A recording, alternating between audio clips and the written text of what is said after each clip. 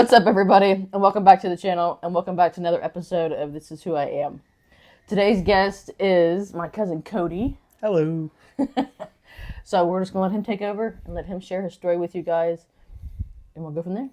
So Cody, go ahead. Okay, I didn't know. I was just I'm here for support. Oh, so I'm just talking. I'm just saying what my life is. Yes. Hello, everybody. You were telling your story. Okay. So I guess like the first place that I should start is like the main struggle that I had, like pretty much growing up was I guess mine was self-esteem issues because now I don't want this to come off wrong because obviously Dad changed Right, and everything, right. but especially with playing sports, it was the whole thing of even when I did well, I still wasn't doing well enough. Mm-hmm. So I felt like everything that I did was just not good enough. Didn't matter how I did.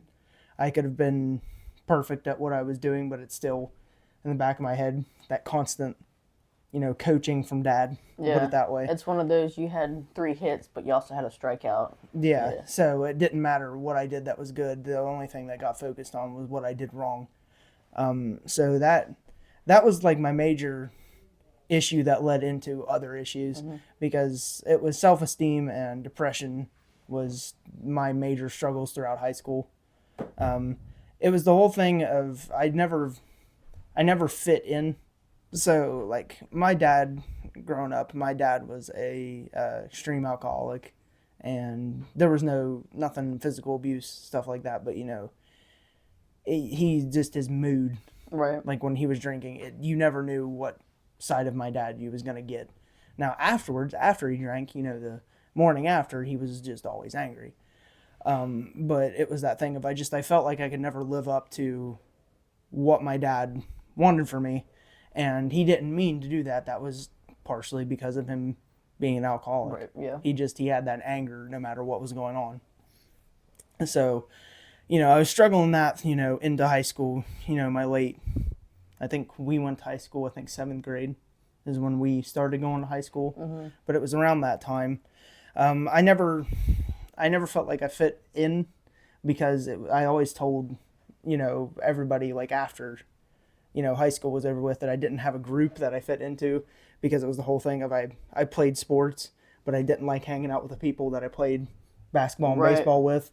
And I was really nerdy, but I wasn't hanging out with that crowd. Yeah, I wasn't hanging out with that crowd, so I felt like I didn't really fit in anywhere because there was too many things that I liked, but that was a detriment because I was like, well, I don't like it that much. I don't like it that much, or I want to go hang out with them and talk to them about it.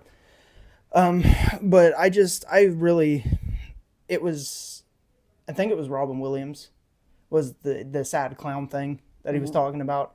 He was, he was always trying to make other people feel better. Right. When inside, he was depressed. He was hurting. It was the same way because I always wanted to help somebody else with their problems, but I was always struggling with my own. And I was stuck.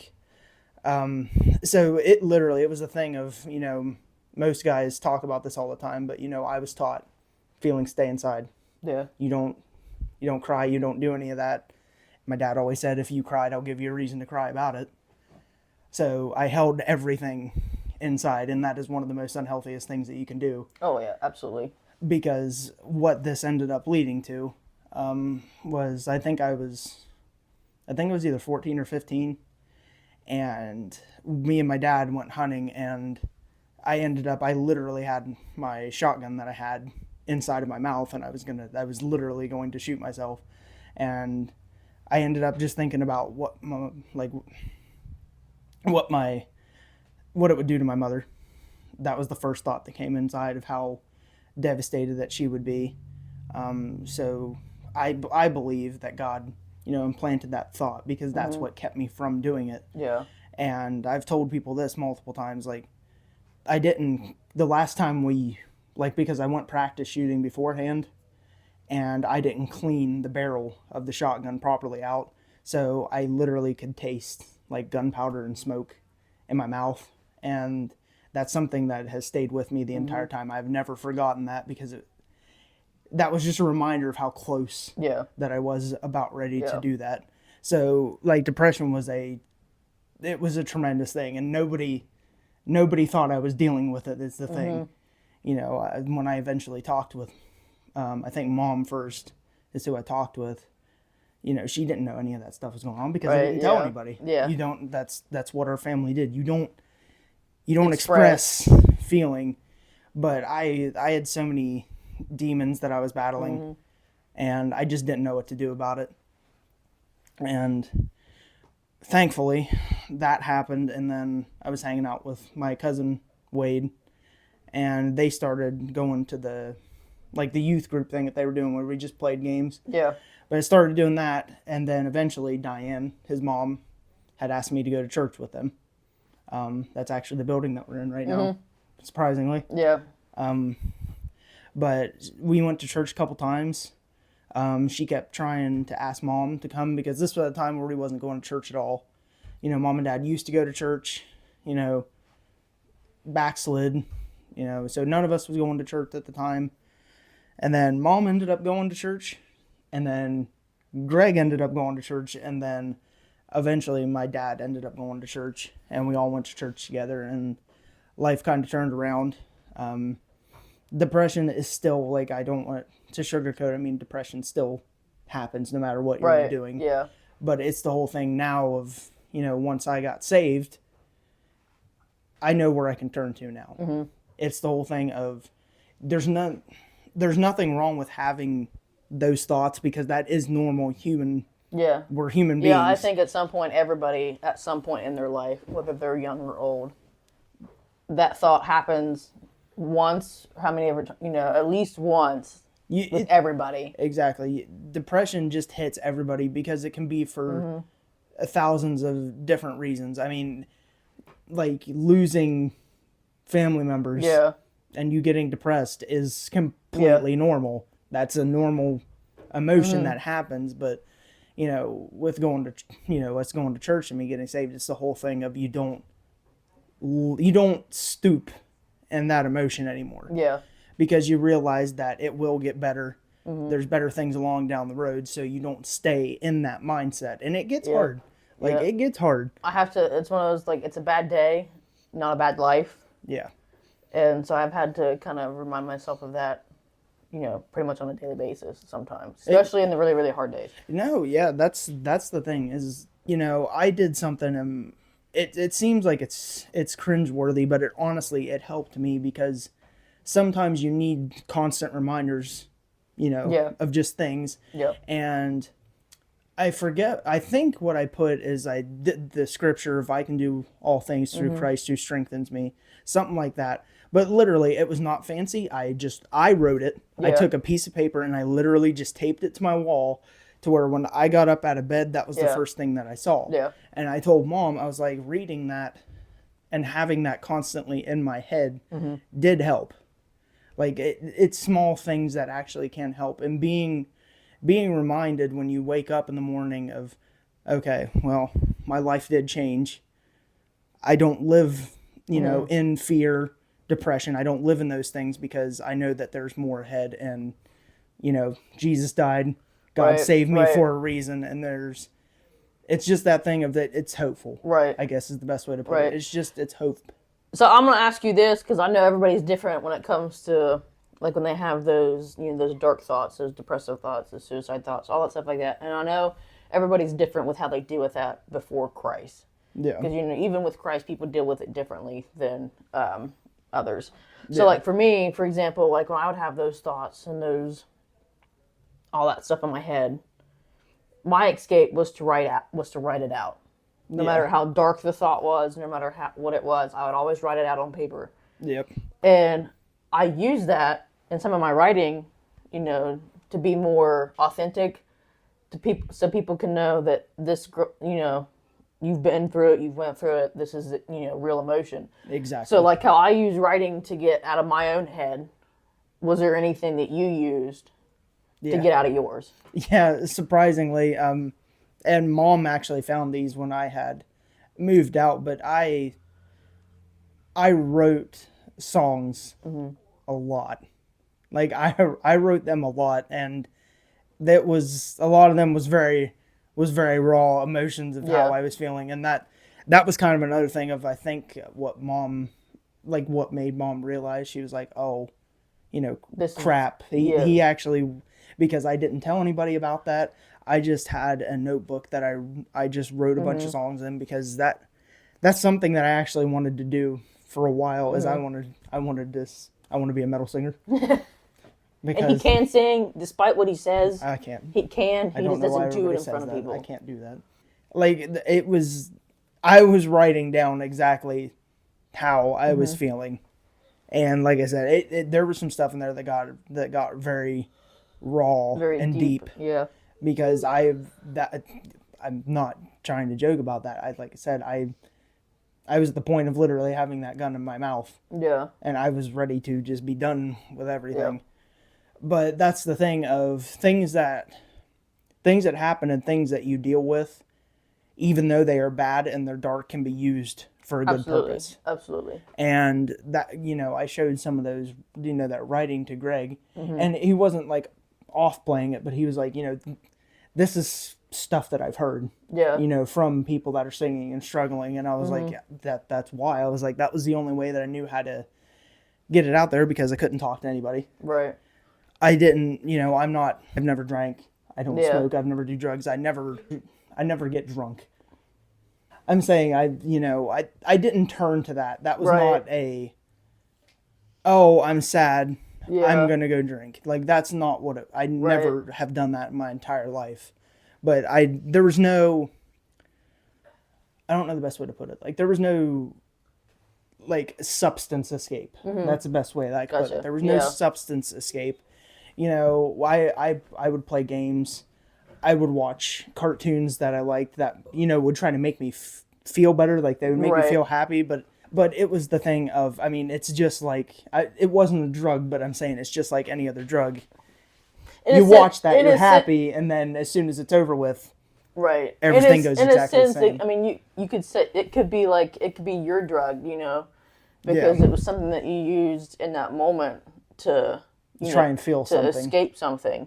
And I'm not saying anything he hasn't already said. He literally said, like, he was drinking he was trying to drink himself to death. Yeah. Like, he was just trying to drink to the point where he'd take another step and then he would be done. Yeah. Like, that was the whole point of why he was doing it.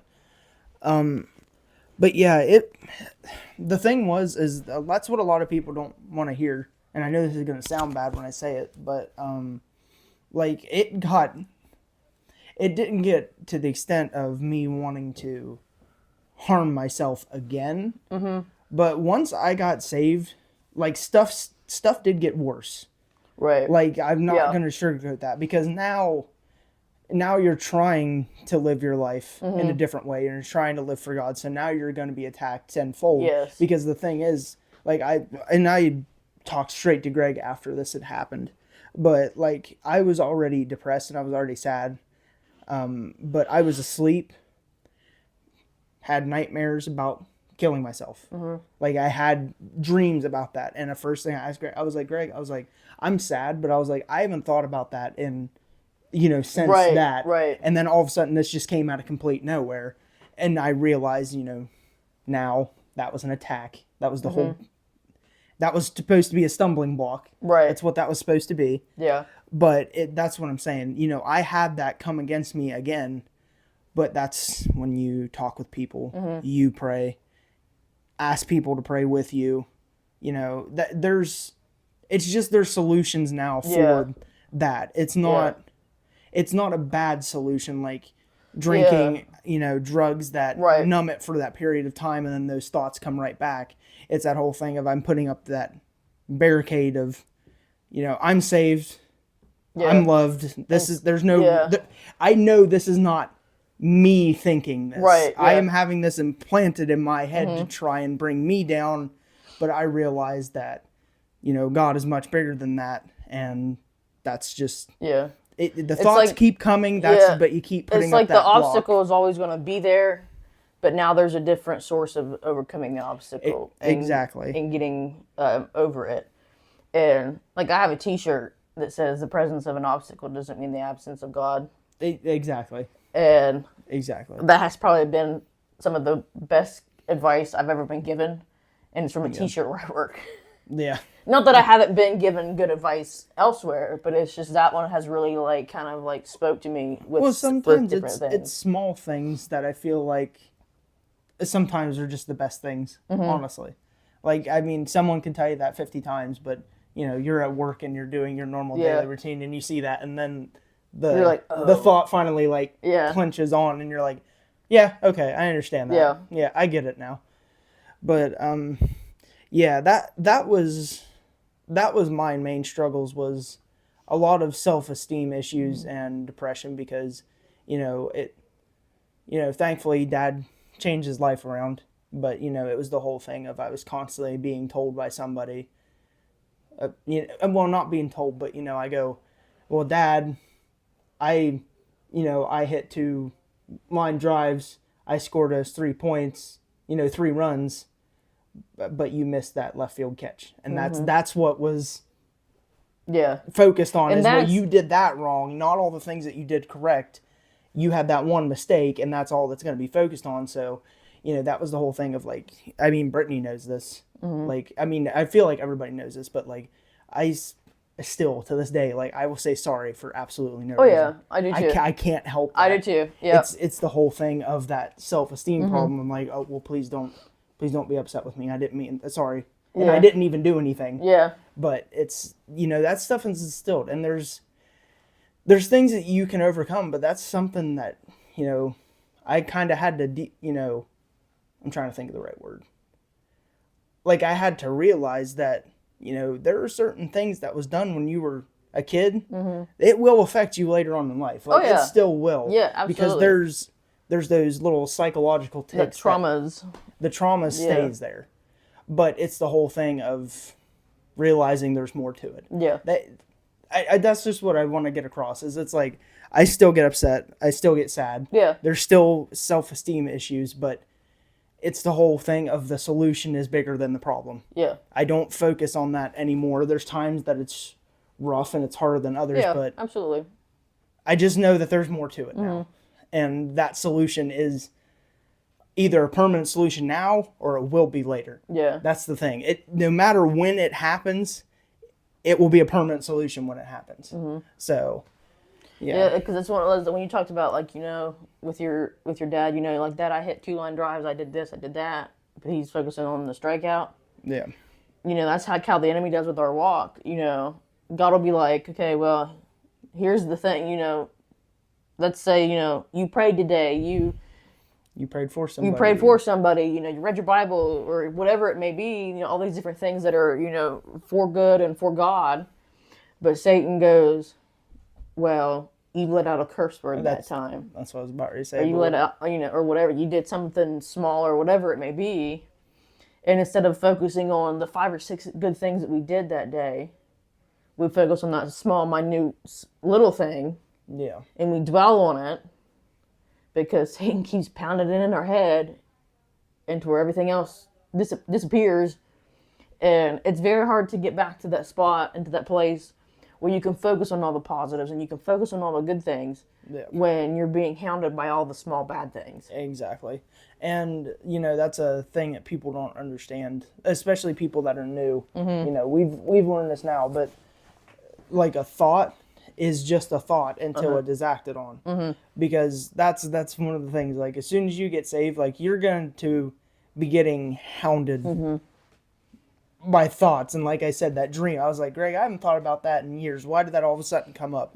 It's the thoughts, you keep them as thoughts. That's one thing, the enemy will bring up, oh, well, you thought about this.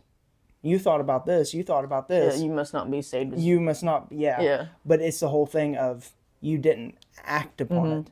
That's the thing. A thought is a thought and it stays there. It's until it's acted upon that, that becomes a sin. Didn't it, like, where the thought doesn't make it a sin? No. The action upon that thought. Yeah, because, I mean, we get angry all the time. Like, it's the whole thing of, somebody cutting you off in traffic.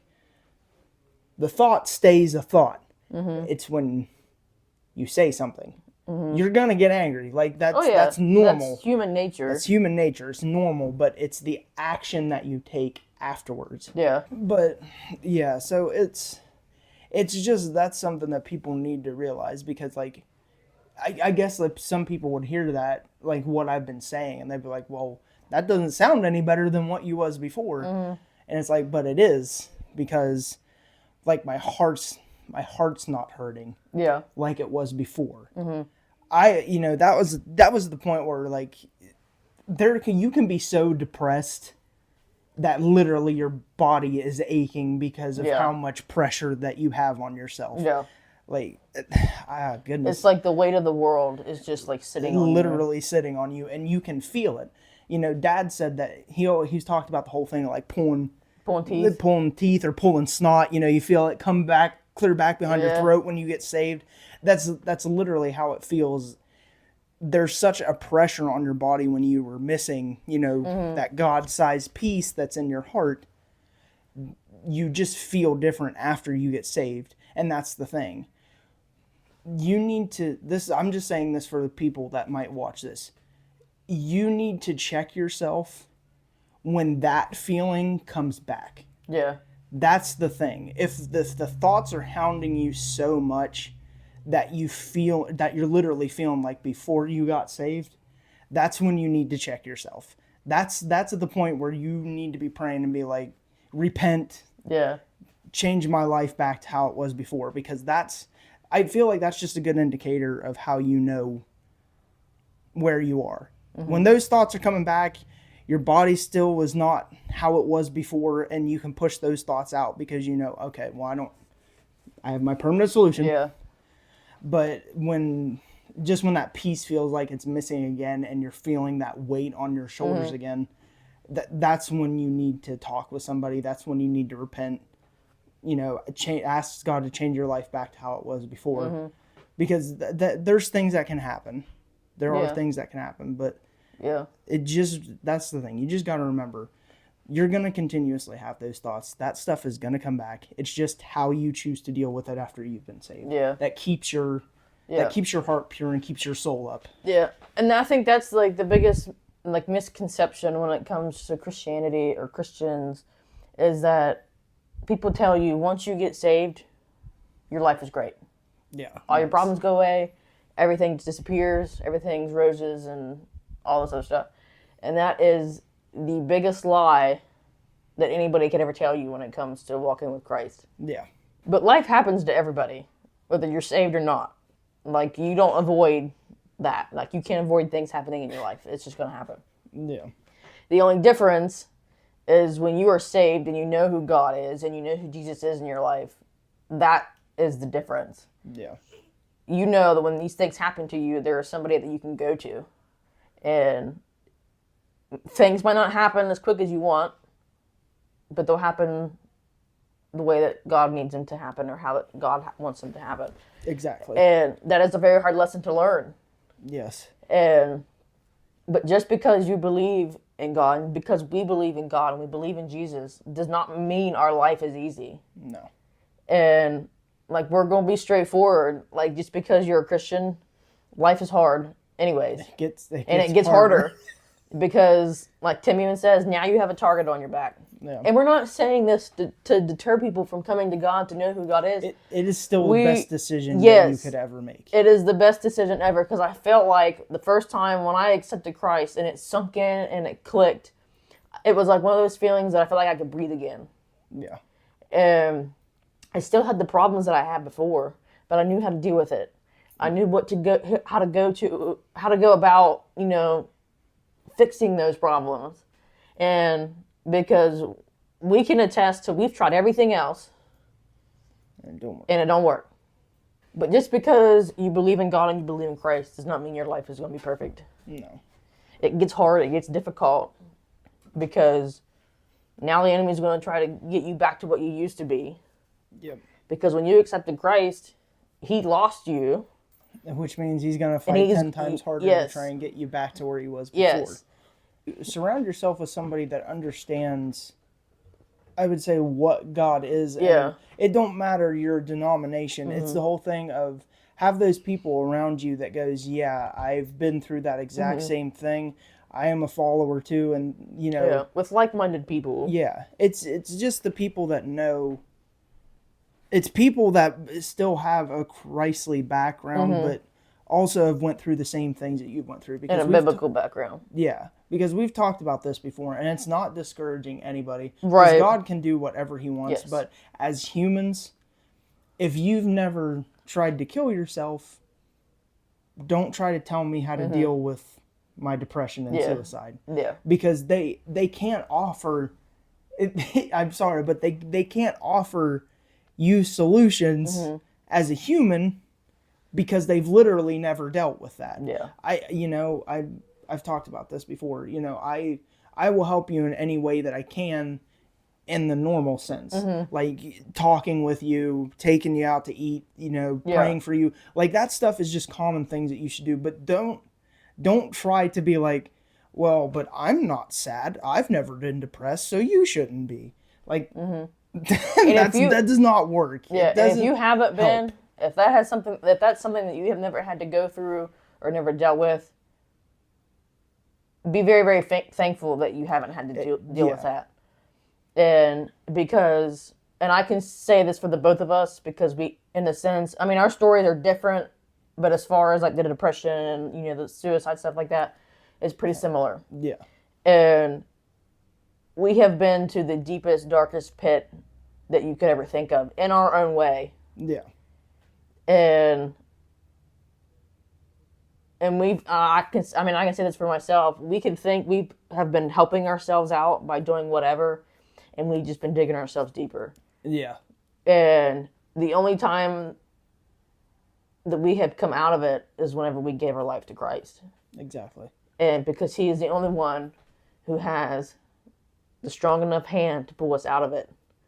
And yes, it's good to have, friends and family that surround you and to help you to try to dig away at some of that stuff. But it ultimately comes down to whether or not you're going to take Christ's hand when He reaches it out to you. Yeah. It's the whole thing of you have to be willing to help yourself too. You have to want it. Yeah, because there's, I'm not trying to discredit anybody, but I'm definitely going to say this because I've actually dealt with it. If there's those people that, the depression is the banner, that's their flag that they wave. That's their identity. That's their identity, and that's another thing where you need to check yourself because we're not supposed to live like that. Like, if I know there's people that might not even realize that they're doing it. But you're not supposed to live that way. That is not an identifying factor of your life. It shouldn't be. No. You need to get that stuff taken care of because there's just so many possible ways that it could go. So yeah, if you're dealing with that, you need, it's not biblical, but I still think it's a good thing about that quote that says God helps people who help themselves.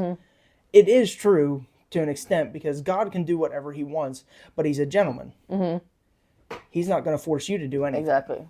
You have to want that change in your life. Exactly. That's why so many people, like Dad, for instance, him saying that he was literally on his hands and knees in our living room. And that's because he had so much going on that was literally the last thing that he had. Yeah. That was the last hope that he had, and that was what worked.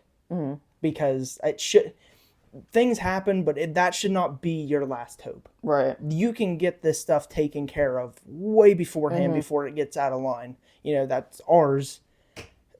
That was out of line. That was literally the last straw because I want to bring this up because this is the hope part of this. And I'm just saying this because I just told, everybody out there, here I am at the point of about ready to shoot myself. I literally have a gun in my mouth about ready to shoot myself. I have a kid on the way. I am married. Getting ready to be married. Getting married. I never thought that I would be able to find somebody and have a happy life. I didn't know if I would ever have a child, but there's those. It's small scale, but I'm literally living my dream. I'm being able to wrestle. That is something I've wanted to do for a very, very long time. And you're good at it. I know this sounds ridiculous because it sounds weird, but if I would have let that depression take hold of me, I literally would have robbed myself of my future. Yeah. Literally would have robbed myself of my future. Because if I would have done that, none of this stuff would have came to fruition. Now, was it timing that I wanted? No. Is it ever really though? It's never. Yeah. Like like they say, if you want to hear God laugh, tell him your plans. Yeah, because he'll make sure that Yeah. that's not what happens at all. Yeah. In the way that you want. Yep. In the way that you want. Yep. And that's a hard lesson. That is a very hard lesson. But it's, I guess I just, now that we're talking about it, like, I do realize how blessed I actually am. Yeah. Like, I mean, I don't take this the wrong way. I know this is going to sound horrible. I'm glad that I am, with Brittany, and I am glad that I have a child on the way. Like, that's a dream come true in itself. But it's not just the family aspect. The wrestling thing, I'm literally getting to do something that has been my dream to do for so long. Yeah. Like, I got the opportunity in such a weird way, and then it happened, and then that's what I'm doing. So it's the whole thing of I have the family aspect that I've always wanted, coming to fruition, and I'm getting to do something fun that I've been wanting to do. That's what I'm saying. It's timing. It's timing. Yeah. And then when you sit back and you look at where your life's at now compared to where life was like, 2-3 years ago or whatever, you can see God in it. Yeah. And whether you know somebody or you're friends with somebody or your family, or even yourself, when you sit and you look at where your life's at now, whether it's where you thought it was going to be at or not, but in the waiting, God is still working. And whether we see it or not. And it's where that faith comes in, that you trust and you hope in the God who saved you, that his plans are better and that he knows what's happening. And patience is a hard thing. Yeah. That's just what I would have to say to somebody is, like, I know not everybody, like, nobody's story is going to be exactly the same. Like, I understand that, but like, it's just the more that I keep thinking about that, it's the whole thing of, there was, having the alcoholic parents, dealing with the depression, the suicide, all of that stuff. What I know I don't want, sorry. I know people do not want to hear that. And I know people would think when I say this, they're going to be like, what's wrong with you? Why would you even say that? But there are certain things that you have to go through. The things that I went through, I don't wish that on anybody else. Right. But my character and who I am is because of those things. Yeah. Whether they were good or not. Whether they were good or not. That the stuff that I went through, I feel like is why... It shapes us into who we are. Yeah, and it's why I'm so, like, understanding of people, and I have such that heart to help people, because it's the whole thing of, I don't want somebody to have to go through what I did. But if it's one of those, that's the plan, I think it's one of those, because I have felt this way before, because, my story, and the things that I have went through, and the things that I have seen, and it's one of those, I'd rather it happen to me than somebody else. Yeah, exactly. And granted, I know things happen to other people and stuff like that, but that's just that mindset keeps me. I guess I would say humble in a way. Like, I'd rather it happen to me than happen to somebody else. Yeah, exactly. And it's hard, it's even to see other people that go through things and you can't help them. Yeah. And because it's past your boundary. Exactly. And it's one of those, take your hands off and you're like, okay, God, this is all you. Yeah. I've done what I can. I've done what I can. I can't do it anymore. Exactly.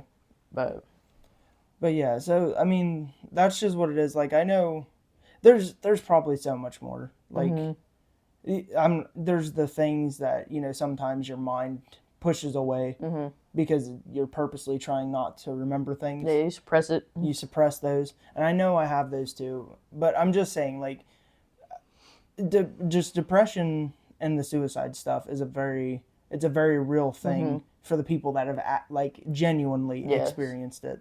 But that's why I wanted to say, what's been, happening in my life now, because, that's what I'm saying. I'm really starting to think about that, of how blessed that I am that, I'm about ready to start my own chapter with my own family while still being able to do something that I've loved and dreamed about. Like, I know a lot of people don't get that, but it's the whole thing of I know it's not really, I don't feel like anybody should be jealous about that, Right.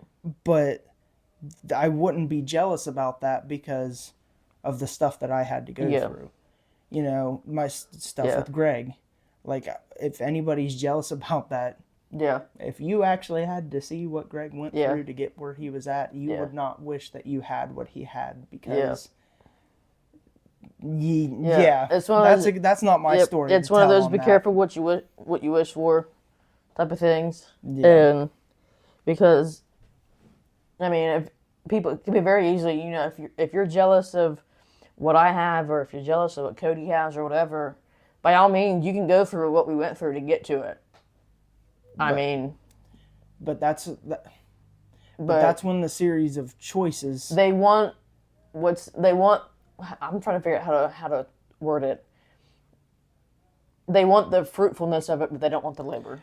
Exactly, because it's the whole thing of people. You don't realize that the reason some people have things is because of what they've struggled, and you're not experiencing it. Probably because God is sparing you from it. Because, I don't want this to sound rude to anybody. Right, absolutely. And this is just the truth. How many people would have been in my situation, but wouldn't have followed through with it? Do you want what I have? Then you'd have to go through that. And when the rubber would hit the road, and if you had that gun in your mouth, what choice would you make? And it's always one of those things, like, in the moment, you can be like, oh, I wouldn't have done that. Or I wouldn't have done this, And it's very easy to say it when you haven't dealt with it or you haven't been there. Exactly. And it's one of those, if you haven't walked in our shoes, don't try to tell us where to walk. Yeah. And, I mean, we have people that we look up to and we, surround ourselves with that help us, that guide us and stuff like that. But our ultimate guide is Jesus. Yes. That's who we follow. That's who we strive to be like. And we're not perfect. We're not trying to sit here and tell you that we are. This should be the prime example of why we're not. Yes, because we can sit here and tell you all of our faults, all of the things that we've done wrong, and all this other stuff. Yeah. But we can also tell you what Jesus has done. Exactly. And the things that he has brought out of all the darkness and everything. And yes, the things that we went through are terrible, and they're hard, and they're difficult to talk about sometimes. And not everybody wants to hear it. And that's fine. But what you have to understand is that all those things that we went through, the terrible things, the hard things, the difficult things, have made us who we are, has shaped us into who we are and the person that we are. Exactly. And we're not letting our past dictate how we handle our future. Exactly. And we follow Christ, we come to God, and he uses that past. He uses the hard things and the difficult things that we have went through to reach somebody else who is either going through it or has went through it and doesn't know how to, I guess, put it to rest in a sense. Yeah. And they're letting it eat them up and they're not able to live their life because they're dwelling on the past and they don't know how to not. And that's what that's what Jesus does, and that's who Jesus is. And he died on the cross because we deserved it. But he died on the cross so we could have a chance. Yeah. That's how I look at it. That's how I take it. I don't negate the fact, of Jesus dying on the cross for the sins of the world and stuff like that. But for me personally, that's how I look at it. I was like, he saw me in all that bad stuff. And I've talked about this before.